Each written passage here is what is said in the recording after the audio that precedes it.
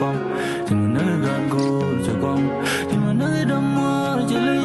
thì mình nơi gần cô cho đi đó nơi gần một bên chơi cho nơi gần một cho con Bia Kamal ka Nuer Online TV kejan gwasame ban riding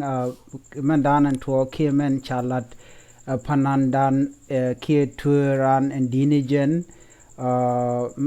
take a deed which a kamrar shikum payen linga andi de me adin pay kamrar damandan legend senior Muoch deed kamrar malayo Nuer Mier Nuer Mier adin pay raar kejan gwasame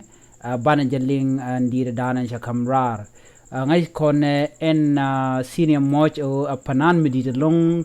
tilade re Nuere ke dit ke diala kone kamrar ke dit te deri jek ke degro deri jego te ti tekan kalot ban wo kamandan de kon kulat ke kwire ke jan gwasame ko kor gwasme ber ci panandan ka gadan mile de long ka queen Nuere wi mon ke lew ci ben ka din mada mu gwa long ka queen mada kana mal re wich Nuere ke lew charaja long re diere mo charai ko de korpal re ching Nuere la de jeno jegloy de ka naga nag Nuere rodien ka jere ching Nuere chelar no jin Nuer naga gat gur chelei ngere gan mor pinchet ke jwaj la de jeno Nuer Mier Nuer nga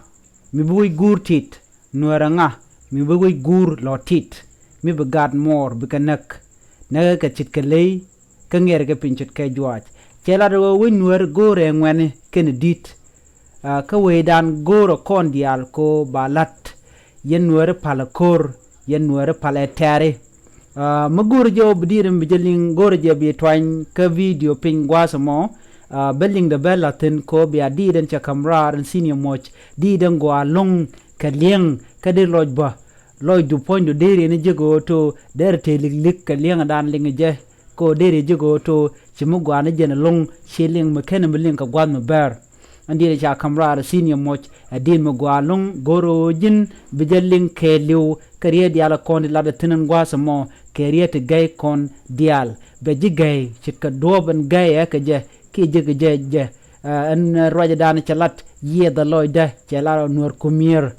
Mier managing ba gore bijeling andi dan cha kamrar a legend senior Muoch gwa dan dan chadir ma kamratin cheke da gwa lung ka tomne to kai ko ai chicho shiu to bi jek mishiling bidu bate nyon nyot ke roja dan ke do dan ke je kana do dan cha pode bi ruwani buga jek lo tiken ke lon medit me de jiger gore jin bi senior Muoch bi gor ka channel le ka YouTube de chit kamandana shajiling ni ka tug de ka gwa tor nana cha ngar ka tug ler kana me gore jin bu ka senior Muoch bi channel bi jek bi de subscribe ka bi de mobiling ka bi right motor bo mender larabo bi show gware ko di de me edin mo gwa lung me de kon dial ger me de kon charede ko do badana che ket ke je kana do badana che gor ke je ko do badana che kamrar ke je ko de Nuere de ke te mat na me ajendi yen nga jen gwasa me ka damandan ni senior Muoch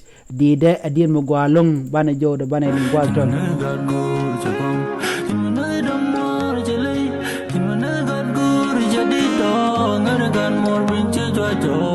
Gan more,